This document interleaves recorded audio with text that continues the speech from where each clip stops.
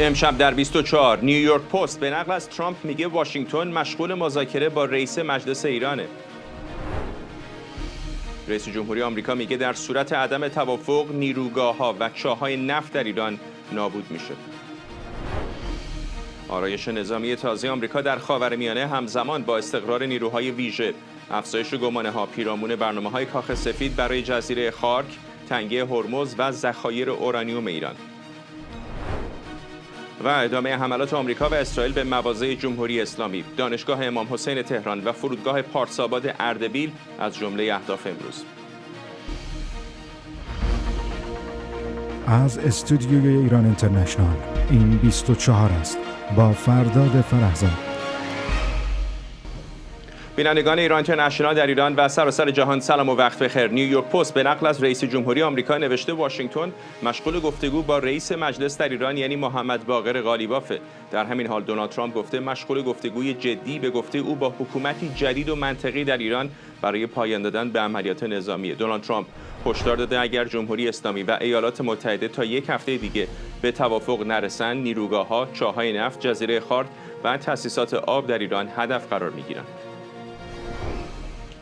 خبرنگارمون سمیرا قرایی از کاخ سفید به ما پیوسته. سمیرا، همچنان سردرگمی زیادی است در مورد اینکه ایالات متحده دقیقاً چه میخواد از این جنگ و کی تمام میشه و آیا داره با جمهوری اسلامی مذاکره میکنه و اگر مذاکره میکنه با چه کسی مذاکره میکنه. رئیس جمهوری آمریکا سیگنال‌های متفاوتی میده. مارکو روبیو با الجزیره صحبت کرده و حرفای دیگری میزنه. در بین خطوط حرفای مقامات آمریکا وقتی نگاه میکنی چه چیزی دستگیرمون میشه؟ بسیار متناقض هست. مشخصا صحبت‌هایی که امروز انجام شد، صحبت‌های روبیو با صحبت‌های ترامپ با هم یک تفاوت‌هایی داشت که اتفاقا بسیار مورد توجه رسانه‌ها قرار گرفته. آقای ترامپ شب گذشته در ایرفورس وان گفتش که طرف ما یک طرف منطقی است. راجع به رده‌های مختلف رهبری مثل قبل صحبت می‌کرد. رده اول رو حذف کردیم، رده دوم پشت شدن، همه رو حذف کردیم. رده سوم افراد منطقی هستند، داریم صحبت می‌کنیم. صحبت‌ها هم ادامه داره. برخلاف اون چیزی که به شکل رسمی و عمومی جمهوری اسلامی داره میگه و اون ادعاها و اون درشتگویی هایی که جمهوری اسلامی داره میکنه، آقای ترامپ میگه نه، پشت پرده اتفاقا همه چیز خیلی خوبه و در حال ادامه پیدا کردنه و ممکنه به یک توافق برسیم، اما در این حال میگه احتمال هم داره نرسیم. این رو از اون سمت آقای ترامپ داره عنوان میکنه. امروز صبح آقای روبیو با ABC صحبت کرده، میگه اینها یک مش لونتیکن، دیوانه روانی هستند و مجری بهش گفت این در حالی که آقای ترامپ اتفاقا میگه اینا افراد منطقی هستند.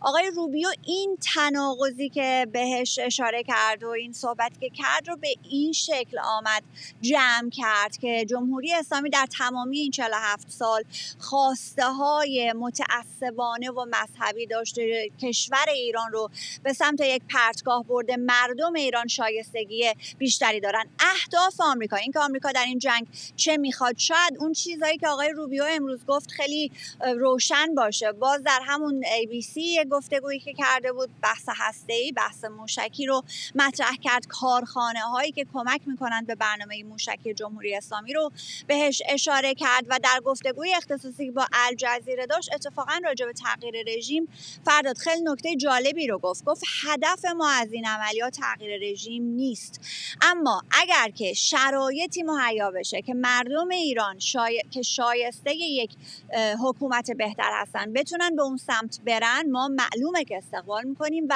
کمک میکنیم، یعنی تسهیلات گفت که فراهم میکنیم برای این کار، ولی گفت این یکی از اهداف عملیات ما نیست. امروز کنفرانس خبری کاخ سفید هم برگزار شد. خانم لویت همین دقایق پیش هم کنفرانس رو تمام کرد. او هم بسیار راجع به عملیات خشم حماسی صحبت کرد. همون 4 هفته تا 6 هفته‌ای که در ابتدای امر اعلام شده بود، او باز اون رو ادامه داد و گفت در همین حول و حوشه، ولی همچنان گفت ما نمیتونیم راجع به مسائل نظامی بیایم برای شما یک بازه زمانی تعیین بکنیم و او هم گفتگوها رو تایید کرد. او هم گفت برخلاف اون چیزی که شما در رسانه ها میشنوید، گفتگوها در جریانه و خوب هم داره پیش میره. بریم بشنویم بخشایی رو. جای تعجب نیست که می‌بینیم بقایای رژیم به طور فزاینده‌ای تمایل دارند پیش از اون که دیر بشه تخریب‌ها رو متوقف کنن و وارد مذاکره بشن. با وجود مواضع علنی و گزارش‌های نادرستی که از سوی رژیم منتشر میشه، مذاکرات همچنان ادامه داره و به خوبی پیش میره. چیزی که به صورت عمومی گفته میشه با آنچه به طور خصوصی به ما منتقل میشه بسیار متفاوته. به همین خاطر که رئیس جمهور ترامپ یک فرصت 10 روزه اعلام کرد تا حملات برنامه‌ریزی شده به نیروگاه‌ها و زیرساخت‌های انرژی ایران به تعویق بیفته. این یک فرصت تاریخی و کم نظیر برای این رژیم تا با آمریکا به توافق مناسب دست پیدا کنه. باید به طور دائمی از جاه طلبی‌های هسته‌ایش دست بکشه، دست از حمایت از تروریسم در سطح جهانی هم برداره. اگه ایران این فرصت طلایی رو رد کنه، قدرتمندترین ارتش تاریخ جهان آماده است تا تمامی گزینه‌های لازم رو در اختیار رئیس جمهور ترامپ قرار بده تا این رژیم به هر شکل ممکن بهای سنگینی بپردازه. فرداد خانم لویت به این فرصت 10 روزه اشاره میکنه. 6 آوریل هفته آینده دقیقاً همین روز دوشنبه این فرصت تمام خواهد شد. اما در عین حال آقای ترامپ همین امروز یکی از تند و تیزترین تهدیدهای خودش رو در کل این روزهای جنگ، در این 30 روز جنگ انجام داد. آمد در ترو سوشال نوشت که اگر توافق انجام نشه، که فکر میکنم انجام میشه، ولی اگر انجام نشه، اگر تنگه هرمز رو باز نکنند، من به چاهای نفت حمله خواهم کرد، من به جزیره خارک حمله خواهم کرد و به زیرساخت‌های برق حمله خواهم کرد. و یک مقدار جلوتر بحث ساختارهای مربوط به شیرین کردن آب رو هم آورده بود و گفته بود من در این مدت به اینها دست نزدم، ولی اگر که این اتفاقات نیفته، توافق و تنگه هرمز، به این سمت خواهم رفت و حضور ایالات متحده در ایران و این جنگ با نابودی این زیرساخت‌ها تمام خواهد شد و این تقاصی است که جمهوری اسلامی بابت تمامی این سال‌ها ریختن خون آمریکایی‌ها و افراد دیگر پس خواهد داد. این یکی از شدید و لحن‌ترین تهدیدات آقای ترامپ هست و در عین حال باز یک ضرب العجل دیگر هم همین هم یک خبر جدیدی هست که امروز منتشر شد. ما پیشترین رو نشنیده بودیم که نیویورک پست با آقای ترامپ صحبت کرده بود راجع به قالیباف. آقای ترامپ نام قالیباف رو نیاورده تا اونجا که من متوجه شدم در این گزارش. خبرنگار هست که راجع به رئیس مجلس شورای اسلامی ازش پرسیده و اینکه گفتگوها یا ادامه داره یا نه و آقای ترامپ گفته ادامه داره و ما نمیدونیم که هنوز این فرد آیا اون کسی است که میخواد با ما همکاری بکنه یا نه. ظرف یک هفته معلوم خواهد شد. یعنی الان باز از امروز تا دوشنبه دیگه که اون ضرب العجل 10 روزه زیرساخت‌های برق روشن خواهد شد، تکلیف قالیباف هم روشن خواهد شد که آیا طرف ایالات متحده خواهد بود یا نه. و در عین حال در حوزه زیرساخت‌های شهری منطقه هم اتفاقاتی افتاده. جمهوری اسلامی به کویت حمله کرده، به حیفا حمله کرده، چاه نفت زده در کویت، زیرساخت برق و آب زده. آقای ترامپ راجع به اون هم باز هشدار داده، باز میگه خیلی زود خواهید فهمید که چه کارهایی خواهم کرد در تلافی اون اقدامات. ممنونم از تو سمیرا قرای، همکارم مقابل کاخ سفید در واشنگتن دی سی. سمیرا کوتاه اشاره کرد. وزیر خارجه آمریکا به شبکه ABC گفته شکاف‌هایی در رهبری جمهوری اسلامی پیدا شده. به گفته مارکو روبیو، واشنگتن با برخی افراد در ایران محرمانه مشغول مذاکره است که برخلاف موضع عمومیشون در مذاکره با نمایندگان آمریکا به گفته او حرفای درستی میزنن. وزیر خارجه آمریکا تاکید کرده هنوز مشخص نیست این افراد به قدرت برسن یا توان اجرای تعهداتشون رو داشته باشن، اما دولت آمریکا این موضوع رو امتحان میکنه. مردم ایران مردم فوق‌العاده‌ای هستند. کسانی که آنها را رهبری می‌کنند مشکل هستند. اگر اکنون افراد جدیدی با دیدگاه‌های منطقی‌تر نسبت به آینده در قدرت باشند، این خبر خوبی برای کل جهان خواهد بود. اما باید آماده باشیم اگر چنین نشود.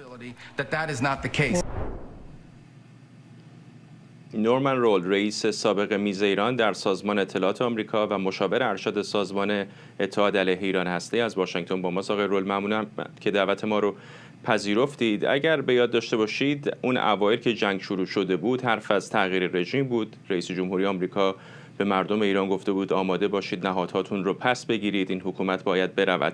در این حدود یک ماهی که گذشته ما اهداف مختلفی رو از مقامات مختلف کاخ سفید داریم میشنویم، از رئیس جمهور گرفته تا وزیر خارجه. به نظر شما الان هدف اصلی آمریکا در این جنگ چه هست؟ به چه چیزی میخوان برسن؟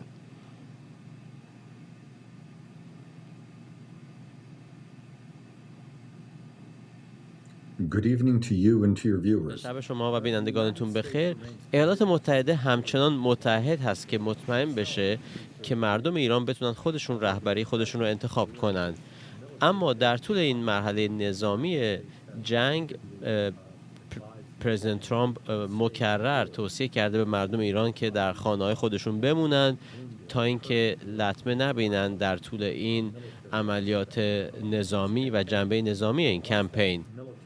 وقتی که این مرحله نظامی به پایان برسه، اون وقت این بر مردم ایران هست که تصمیم بگیرن که چه جهتی رو میخوان برای کشورشون تعیین کنن. این بخش از کمپین هدفش این هست که برنامه هسته‌ای و موشکی ایران رو نابود کنه، نیروی قدس، معماری نیروی قدس رو هدف بگیره و ساختار دستگاه سرکوب رژیم ایران رو. در این مقطع دولت آمریکا همچنین به دنبال این هست که کاری کنه که دولت ایران از مسدود کردن تنگه هرمز دست برداره و همکاری کنه با کشورهای شورای خلیج فارس. بنابراین همه این اهداف همزمان میتونن که محقق بشن. برای خیلی ها گمان بر این بودش که کنار گذاشتن برنامه هسته‌ای، کنار گذاشتن برنامه موشکی و پهپادی با تغییر رژیم صورت خواهد گرفت. آیا فکر میکنید امکان رسیدن به این اهداف با بقایای جمهوری اسلامی برای آمریکا ممکن هست، اونطوری که بعضی از نشانه ها دارن به ما نشون میدن؟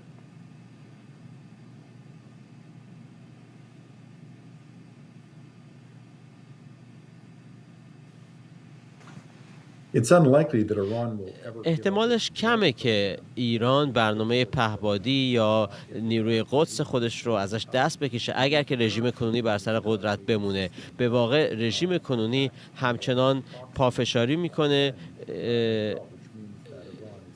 روی نگه داشتن نیروهای نیابتی خودش، میخواد که حزب الله، حوثی‌ها و دیگر نیابتی ها رو حفظ کنه به عنوان بخشی از ساختار منطقه خودش و خب نتیجه این خواهد بود که نیروی قدس همچنان به عنوان بخشی از ساختار و اهرم فشار جمهوری اسلامی باقی بمونه و خب این به این معنی خواهد بود که نمیشه این رژیم رو از شر نیروهای نیابتی خلاص شد تا زمانی که این رژیم بر سر کار بمونه. آقای رول، جمهوری اسلامی بارها تهدید کرده بود که تنگه هرمز رو در صورت یک رویارویی بزرگ خواهد بست. الان نه تنها این کار رو کرده، به چندین کشور منطقه متحدان آمریکا، بعضی از کشورهایی که حتی باش روابط حسنه داشتن مثل عمان و قطر هم حمله کرده. به عنوان کسی که مدت‌ها در میز ایران کار کردید در سازمان اطلاعات آمریکا، آیا انتظار داشتید که این چنین بی‌محابا جمهوری اسلامی به همه کشورهای منطقه، حتی به قطر و عمان هم حمله کنه؟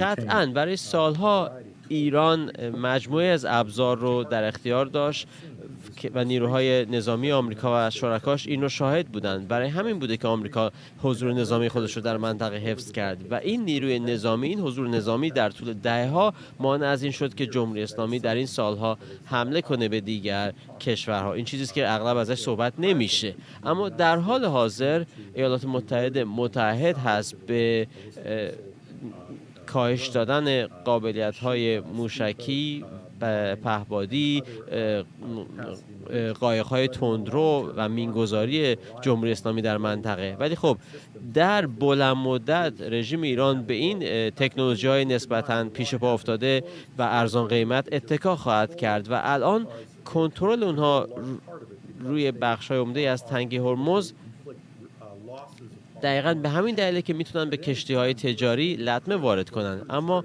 هر بار که نیروی نظامی آمریکا بخواد وارد تنگه هرمز بشه میتونه این کارو بکنه، فقط تنها دلیلش اینه که وارد نمیشن به این دلیل که این میتونه لطماتی رو به کشتی‌های تجاری وارد کنه.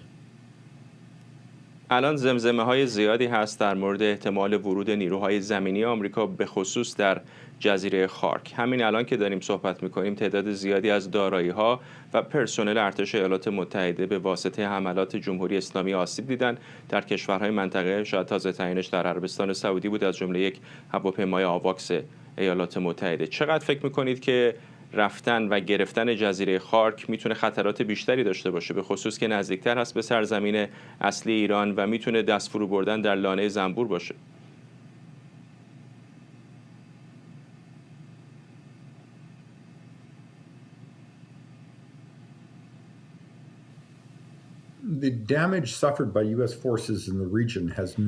لطماتی که نیروهای آمریکایی در منطقه متحمل شدن لطمات زیادی نیست در مقایسه با میزان نیروهای موجود. فراموش نکنیم که ما دهها و صدها هواپیما رو در منطقه داریم و فراموش نکنیم که آواکس ها از قابلیت های متحدان ما و ماهواره ها هم حمایت و پشتیبانی میشن. بنابراین از دست دادن یک هواپیما یا حتی چند هواپیما قابلیت های آمریکا رو تحلیل نمیبره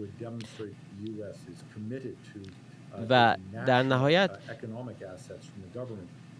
این نشون میده که ایالات متحده متعهد هست که عملیات رو به پیش ببره، به اهداف خودش برسه و بعد خب در نهایت باید که یک بحثی در دولت شکل بگیره، در دولت ایران، که آیا میخوان که این جنگ رو ادامه بدن.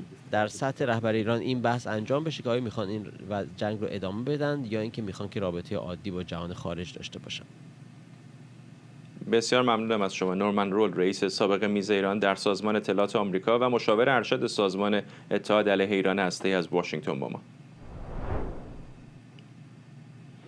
در کنگره آمریکا اختلافات بر سر برنامه کاخ سفید برای گسترش عملیات نظامی در ایران ادامه داره. شماری از قانونگذاران آمریکا از جمله نانسی میس، عضو جمهوریخواه مجلس نمایندگان، افرادی از جمله لینزی گراهام رو متهم کردند به دنبال کشاندن آمریکا به جنگی دیگه مثل عراقن. این انتقادها بعد از اون بود که گراهام پیشنهاد داد نیروهای آمریکایی جزیره خارک، مرکز اصلی صادرات نفت ایران رو تصرف و با ادامه فشار نظامی زمینه تضعیف حکومت ایران رو فراهم کنند. خبرنگارمون مرضیه حسینی از کنگره آمریکا با ماست. مرضیه، بیشتر به ما بگو در مورد این اختلافات. اسم آقای سناتور لینزی گراهام رو اینجا گذاشتن ماشین جنگ واشنگتن و به شدت بهش میتازن. اینا میگن آقای گراهام چون خودش در واقع فرزندی نداره و مجرد هست، داره جان سربازان و جان فرزندان آمریکا رو به خطر میندازه و میگن اگر قرار هست نیروی زمینی به ایران ارسال بشه، اولین نفر خود همین آقای گراهام رو باید بفرستیم داخل ایران. به شدت انتقادات زیاد شده در بین محافظه‌کاران، در بین جمهوری خواهان، هم داخل مدیاهای آمریکا، هم اینجا در کنگره آمریکا، به خاطر اینکه آقای گراهام نه تنها سردمدار این جنگ بوده بلکه اولین فردی هم هست که داره صحبت از این میکنه که جزیره خارک باید اشغال بشه. خیلی از جمهوری خواهای دیگه هم تقریبا در طول روزهای گذشته دارن نظرشون رو تغییر میدن، با آقای گراهام دارن همسو میشن و به نوعی دارن حمایت میکنن. میگن اگر ترامپ تصمیمش برای ارسال در واقع نیروی زمینی بر خاک ایران هست، در صورت نیاز کنگره آمریکا باید حمایت بکنه. با این حال این اختلاف نظرها همچنان زیاد هست، خصوصا از جانب دموکرات‌ها و میدونیم که در واقع دو طرف و دو موضوع اصلی که ترامپ اینجا در کنگره خواهد داشت که همون بحث 200 میلیارد دلار بودجه این جنگ و دومین مسئله در خصوص قانون و قطعنامه‌ای که در واقع این جنگ رو باید در لحظه متوقف بکنه همچنان چالش اساسی است. من با یکی از دوستان نزدیک ترامپ صحبت کردم در مجلس نمایندگان در خصوص این قطعنامه. گفت حتی اگر دموکرات‌ها بتونن این قطعنامه رو تصویب بکنن، باز هم از نظر قانونی ترامپ مجبور نیست چنانچه این قطعنامه لازم الاجرا میکنه ظرف 60 روز نیروهای آمریکا رو از منطقه برگردونه. میتونن اینها برن شکایت بکنن به دادگاه‌های آمریکا، اما دست ترامپ از نظر قانونی باز هست. بعداً احتمالاً براش مشکل ایجاد میشه. اما در خصوص بودجه این جنگ هم که میدونیم بسیار مورد مناقشه هست، این صحبتی که به من کرد جالب بود. گفت زمانی که روزولت میخواست در واقع نیروهای دریایی آمریکا رو گسیل کنه به تمام دنیا برای نشان دادن قدرت آمریکا، در کنگره آمریکا باهاش مقابله کردن، گفتن شما پول انجام این کار رو ندارید. میگه اون بازه زمانی روزولت گفت پولش رو ندارم اما صلاحیتش رو دارم، من ارسال میکنم نیروها رو، کنگره باید پولش رو بده و اونها رو برگردونه. و میگن الان هم شرایط همونه. ترامپ تصمیمش رو گرفته نیروها رو اعزام میکنه، در پایان اگر چالشی باشه متوجه کنگره آمریکا هست. میدونیم که بحث ارسال نیروهای زمینی به این جهت داره هر روز مهمتر میشه، چون گزارش‌های متعددی منتشر شده. همین امروز چند ساعت پیش رسانه CBS گزارش داده که قرار هست صدها تن از نیروهای پنتاگون به منطقه اعزام بشن. می‌دونیم که قرار هست در 3 سناریوی مختلف از این نیروها استفاده بکنن: یک، اشغال جزیره خارک; دو، در واقع به نوعی بمباران کردن جزیره لارک; و سومین گزینه که امروز وال استریت ژورنال داره در موردش صحبت می‌کنه این هست که چقدر برای ترامپ مهم هست که ذخایر اورانیوم غنی شده را از داخل ایران خارج بکنه. اگرچه با این تصویری که وال استریت ژورنال ارائه میده در خصوص پیچیدگی این عملیات به نظر میرسه تقریبا غیر ممکن هست، اما گویا یکی از گزینه‌هایی هست که روی میز آقای ترامپ در این بازه زمانی فعلی در صورت اینکه این مذاکرات به نتیجه نرسه و نیروهای زمینی رو ارسال بکنه وجود داره. ممنونم از تو. مرضیه حسینی از کنگره آمریکا.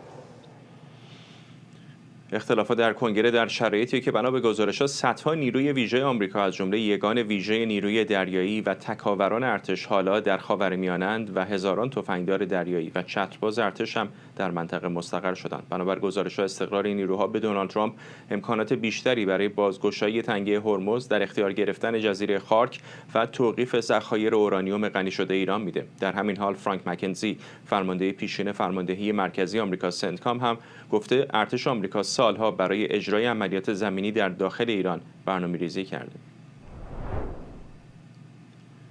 بهنام طالبلو، مدیر ارشد برنامه ایران در بنیاد دفاع از دموکراسی ها از واشنگتن به ما پیوست. آقای طالبلو، به نظر این مناقشه بسیار داره پیچیده تر میشه، به خصوص اگر نیروهای زمینی آمریکا وارد خاک ایران بشن. پیش بینی شما چه است؟ آیا چنین اتفاقی خواهد افتاد و اگر بیفته جنگ به کدام سمت میره؟ ممنون از دعوتت فرداد خان. واقعا این الان سوال بسیار کلیدیه، به خاطر اینکه خب پادرمیونی یه سری کشورهای منطقه شده، مثلا پاکستان و اولویتشون نه آتش بس بلکه یک آزادی را ایجاد کردن در تنگه هرمز و همونطور که میدونیم حدوداً 20 تا نفتکش با پرچم 20 تا تانکر با پرچم پاکستان الان به خاطر این پادرمیونی تونستن از تنگه هرمز عبور کنن یا رد بشن، ولی در شرایط فعلی فشاری که جمهوری اسلامی روی تنگه هم از لحاظ سیاسی هم از لحاظ نظامی و در مجموع از لحاظ اقتصادی روی تنگه داره پیاده میکنه، هم فشار میذاره روی بازار بورس، هم بازار صادرات نفت و قیمت نفت و از یه لحاظ روی راهبرد کلی آمریکا هم تأثیر میذاره. بنابراین با ورود این 3500 تا 4000 نیروی اضافه در منطقه امکان تشدید تنش‌ها رو به بالاست. من شخصا 40% به بالا امکان میدم که این نیروها به طور مثلا تاکتیکی ازشون استفاده بشه، یا واسه عملیات علیه جزیره لارک، یا واسه پیاده کردن این نیروها در جزیره خارک، یا واسه اون چیزی که از قبل هم رپورت داده بودیم، واسه یک عملیات هماهنگ با سوکام برای جمع‌آوری این مواد اورانیوم غنی شده، نه فقط اونی که 60% در اصفهان ولی 20% که فکر کنم در اماکن هسته‌ای دیگه هم هست. ولی به کجا میرسه؟ اگر دولت ترامپ میخواد یک بخش از تنگه رو بگیره، یعنی بخش جنوبی ساحل ایران رو فرض کنید در استان هرمزگان بگیره، سوال از نظامی تبدیل میشه به سیاسی. یعنی شکی نیست که دولت ترامپ حالا با هزینه بیشتر یا کمتر میتونه این کار رو بکنه، ولی به چه نتیجه‌ای و چجوری یک پیروزی نظامی رو دولت آمریکا اون موقع تبدیل میکنه به یک پیروزی سیاسی. و اتفاقا هم در کوتاه مدت در حالی که صدمه شدیدی به جمهوری اسلامی میزنه، قدرت چانه‌زنی رو در میز مذاکره بالا میبره. این خروج اورانیوم هم بحث جدی هست، گمانه‌زنی‌های زیادی در موردش داره مطرح میشه. آیا در خلأ یک توافق سیاسی احتمالی با بقای جمهوری اسلامی واقعا به نظرتون از نقطه نظر نظامی چنین چیزی ممکن هست که برن به قلب ایران، در اون تأسیساتی که خب قبلا هم توسط بمباران تخریب شده برن پایین، پیدا بکنن اورانیوم رو در بیارن و به صورت امن خارج بکنن از ایران؟ چقدر واقعا چنین چیزی به نظرتون ممکنه؟ چنین چیزی ممکن هست، ولی در بیشترین سناریو رو که دولت آمریکا تو بگیم 30 سال اخیر دوره دیده بود، در شرایطی بود که خب دولت کم و بیش همراه بود. یعنی در شرایط میدانی واقعی ما میخوایم نگاه کنیم، در تاریخ 30 سال اخیر ما میخوایم نگاه کنیم، خب دولت آمریکا دقیقاً چنین برنامه‌ای داشت با دولت قزاقستان، ولی اون کاملا با هماهنگی اون دولت بود. الان آنچه که این عملیات رو پیچیده میکنه اینه که شرایط جنگیه و درسته که خب جمهوری اسلامی مثلا دیگه کنترل آسمان‌های خودش رو از دست داده به اون صورت، ولی به هر حال شهر اصفهان، شهرهای دیگه مانند نتنز هنوز در حال به اصطلاح میشه گفت محاصره‌اند، چون پایگاه‌های سپاه که هنوز در اون شهرها هستن هنوز کار میکنن. متاسفانه هنوز از پایگاه‌های نظامی شلیک میشه، هم پهپاد هم موشک. بنابراین نیرویی که لازم داره دولت ترامپ ببره به این سمت اگه میخواد مثلا این اورانیوم که غنی شده به 60% و فقط اون 20% ما یادمون نره اون مهمه. اگه میخواد اینو یه جوری خارج کنه، خب اولا باید تیم نظامی ببره که مثلا نیروهای محلی رو خنثی کنه. دوما یک تیم به اصطلاح حفاری میخواد باید به دست بگیره که از اون اماکنی که به قول شما بمباران شدن، حالا تو نتنز و فوردو با سنگر شکن، ولی در اصفهان با موشک کروز و تاماهاک، یه جوری حفاری کنن که این نیروها بتونن وارد شن، اونو استخراج کنن. و فاز سوم اونه که آمریکا دوره دیده واسش، به طور امن اینو استخراج کنن و از خاک ببرن بیرون. اون سومین بیشتر امکانش هست، ولی آنچه که اینو بسیار پیچیده میکنه اون فاز اول و مهمتر دوم هست. ولی شکی نیست که اون پیروزی‌های نظامی که دولت ترامپ دنبالش هست، این مثلا یه چیزی میانه است رو به بالا. چون پیروزی نظامی اول اینه که یه جوری خلع سلاح کردن جمهوری اسلامی رو از این قدرت موشکی، از این قدرت پهپادی، به اضافه لانچر و پایگاه‌ها و صنایع سنگین که به اونا خدمت میکنن. 2 استخراج اورانیوم. 3 آزادی تنگه هرمز. اینو من 40% به بالا میبینم، ولی یک جایزه میانیه واسه دولت ترامپ و هر کدوم از این پیروزی‌های نظامی اگه به دست گرفته باشه راحت‌تر میکنه آتش بس ایجاد کردن، حداقل واسه آمریکا. سر این توانایی موشکی و پهپادی جمهوری اسلامی حرف و حدیث زیاد هست. حرف از این زده میشد که 90% از توانایی اونها کم شده، ولی میبینیم همچنان دارن به کشورهای منطقه حمله میکنن. الان دارم وزارت دفاع امارات رو نگاه میکنم، همین امروز 11 موشک بالستیک 27 پهپاد شلیک کردن به سمت امارات. چه هست؟ چرا علیرغم این همه بمباران‌های سنگین هنوز هم به نظر میرسه که توان قابل توجهی جمهوری اسلامی برای ایجاد تخریب داره؟ اینم سوال بسیار خوبیه. ببینید جمهوری اسلامی حداقل 4 تا زنجیره پایگاه موشکی داره، قرارگاه موشکی داره، غربی، مرکزی، شرقی و جنوبی. یه سری از اینا هر چقدر شما بیشتر برید به سمت شرق، موشک‌های میان برد رو به مثلا 1500 تا 2000 کیلومتر در اونجا انباشته شده و یه سری از اینا مثلا در مرکزی و شرقی عین مثلا به عمق فوردو نه، ولی حدوداً مثلا چندین متر رفتن زیر زمین و رفتن زیر زمین نه فقط در زیر یک مکان صاف، ولی توی دل کوه یا زیر کوه. بنابراین از اون جغرافیای طبیعی استفاده میکنن و 2-3 تا مثلا دروازه دارن و بیشتر این بمبارانی در اون زنجیره مرکزی و زنجیره شرقی از این اماکن موشکی ما دیدیم تو این 1 ماهی گذشته بود، بیشتر به سمت اون دروازه ها بود تا به سمت اون خاک یا به اون سمت اون کوه که مثلا به طور کلی اون پایگاه ها و اون اماکن نظامی رو فلج کنه و خودش رو یه جوری فرود کنه روش. بنابراین ما دیدیم متاسفانه بر اساس این عکسای ماهواره‌ای که روی اینترنت هست، بعد از حدوداً 72 ساعت یا کمتر 36 ساعت یا 48 ساعت جمهوری اسلامی تونست یه سری از این تونل‌ها رو باز کنه، یه سری از این درها رو باز کنه و یه سری از اون عملیات‌هایی که گفتی که منجر شد نرخ آزمایش و پرتاب موشک بالستیک جمهوری اسلامی مثلا 90% کاهش کنه، اینه که یه سری دیکوها یا یه سری تراک‌ها از این دل کوه بیرون می‌ورد. این دستگاه اطلاعاتی آمریکا اونو تشخیص میداد، اون دستگاه نظامی اونو هدف می‌گرفت، ولی اون لانچر بعد از اون تراک وارد میشد. یعنی یه سری روندهای تاکتیکی هست که مثلا درسته که آمریکا علیه این هدفها شلیک کرده، ولی هنوز لانچر هست در دل کوه و هنوز تمام این اماکن نظامی خراب نشدن. برای همین یه سری موشک‌های جیدم و سنگر شکن 2000 پوندی ما دیدیم آمریکا تو این 2 هفته اخیر جنگ استفاده کنه و به نظر من تا این پایگاه‌ها فلج نشدن و تا آمریکا هدف و تغییر نداره از ورودی این پایگاه‌ها تا خود سقف این پایگاه‌ها، ما مواجه با این نرخ نسبتاً کمی ولی هنوز آتش هنوز روشنی خواهیم با موشک‌های بالستیک جمهوری اسلامی. حرفای زیاد این روزها مطرح میشه در مورد اشتباهات محاسباتی، چه در زمینه نظامی چه در زمینه سیاسی، اینکه چقدر توان جمهوری اسلامی برای تخریب پیش از جنگ زیاد بوده و اینکه چقدر انسجام و ادامه حکومت ممکن هست بعد از به خصوص ضربه زدن به رهبری و تعداد زیادی دیگر از سران حکومت. آیا فکر می‌کنید این برآوردها درست هست؟ اشتباهات محاسباتی چه در بین اندیشکده‌ها چه در رده‌های نظامی ایالات متحده صورت گرفته، یا نه این کورس طبیعی هست و همین اندازه مقاومت از جمهوری اسلامی انتظار میرفت؟ بستگی به اون پیش‌فرض‌ها داره و اون افراد و اون اماکن و اون اندیشکده‌ها که میگفتن خب همه چی وابسته به خامنه‌ای یا نه اصلا هیچی به خامنه‌ای ربط نداره.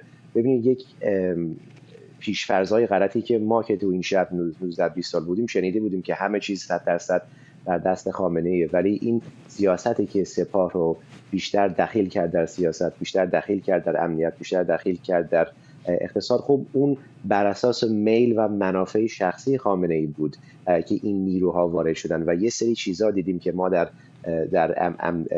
سیاست خارجی و سیاست امنیتی جمهوری اسلامی که 100% تعیین تکلیف او دست سپاه بود، مانند این شهرهای موشکی، مانند این تونل‌های موشکی که دقیقاً کپی پیست یکی از تنها همپیمان آسیایی جمهوری اسلامی بود و اونم نورد کره یا کره شمالی. بنابراین اونایی که یه طوری ببخشید ساده لوحانه نگاه میکردن به موضوع میگفتن فقط به خامنه‌ای ربط داره، الان خب جای بسیار خوبیه که اون تحلیلاشون رو پاک‌نویسی کنن و آپدیت کنن به اصطلاح. ولی اونایی که میگفتن یک فرق اساسی هست بین زنجیره فرماندهی و آنچه که میگیم بقای دولت و توان تخریب، الان میشه با اونا یه سری تحلیل‌ها رو پادرمیونی گذاشت و ریویو کرد و مرور کرد. چرا من اینو میگم؟ چون اون سیستمی که دولت لازم داره در زمان جنگ، اون سیستم اصلا ربطی به یک دولت نرمال و طبیعی نداره. چیزی که اولویت واسه جمهوری اسلامی الان همین این نرخ آتش رو حفظ کردن.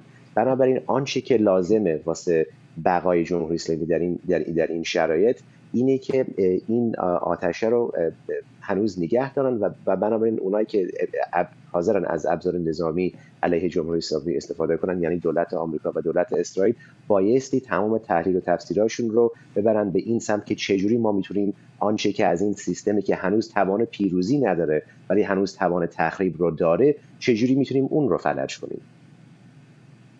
ممنونم. بهنام طالبلو، مدیر ارشد برنامه ایران در بنیاد دفاع از دموکراسی از واشنگتن. حملات آمریکا و اسرائیل برای پنجمین هفته متوالی ادامه داره و در ساعات گذشته نقاط مختلفی از جمله تهران هدف این حملات بوده. تصاویر بخشی از این حملات رو ببینید.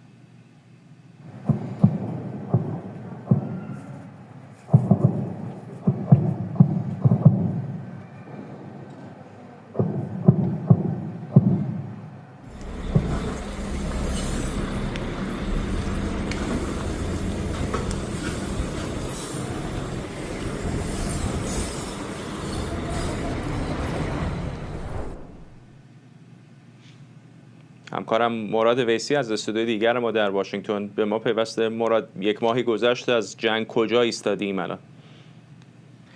فکر میکنم اگر بخوایم یک کلمه توصیف کنیم وضعیت موجود رو، موقعیت جمهوری اسلامی به شدت شکننده شده، یعنی روی لبه تیغ قرار داره و ضرباتی که در یک ماه گذشته بهش وارد شده، چه از نظر انهدام بخش عمده‌ای از توان نظامیش، چه از نظر انهدام بخش عمده‌ای از ساختار سرکوبش و چه ضربات جدی که به ساختار رهبری و سیاسی و فرماندهی و کنترلش خورده، جمهوری اسلامی رو به شدت تضعیف کرده و روی یه موقعیت شکننده قرار داره. معنیش این نیست که همین الان فرو میپاشه، ولی معنیش اینه که اگر این روند ادامه پیدا بکنه میتونه این شکنندگی رو بیشتر کنه. به چه معنا؟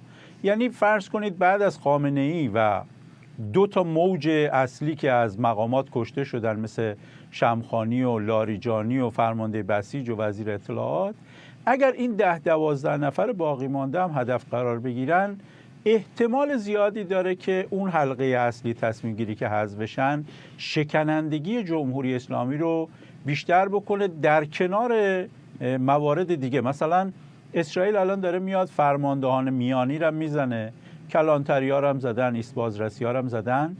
این اگر ادامه پیدا کنه ممکنه، به احتمال زیاد اگر ادامه پیدا کنه میتونه شبیه وضعیتی باشه که از یه جایی به بعد دیگه شکنندگی زیاد بشه و بره به سمت سقوط. ولی یک سناریوی دیگه ای هم هست و تنها چیزی که به نظرم این وسط خیلی خیلی مهمه و از آیتمای دیگه و از عوامل دیگه مهمتره، نظر دونالد ترامپه. یعنی جمهوری اسلامی چیزی که به نظرم میتونه نجاتش بده اینی که ترامپ یه دفعه جنگ رو متوقف کنه. این تنها امید جمهوری اسلامیه و جمهوری اسلامی برای که ترامپ رو به این نقطه برسونه به تدریج داره میزان اون دیوانگی از خودش نشون میده بیشتر میشه. یعنی حملات به تأسیسات نفت و گاز میبره بالا، به ترکیه، به عراق، به حوثی‌ها میگه وارد بشید و فکر میکنم توی این شرایط آمریکایی ها استراتژی که الان در پیش گرفتن استراتژی حمله و مذاکره است. یعنی همزمان برای که دارن نشون میدن ما آماده یک نبرد شدید مخصوصا در خلیج فارس هستیم که تنگه هرمز رو باز کنیم، جزایر رو بگیریم، حملات موشکی رو کاهش بدیم و حتی جزیره خارک رو بگیریم، همزمان دارن به قالیباف و تیمی که الان سر کار پیشنهاد مذاکره میدن.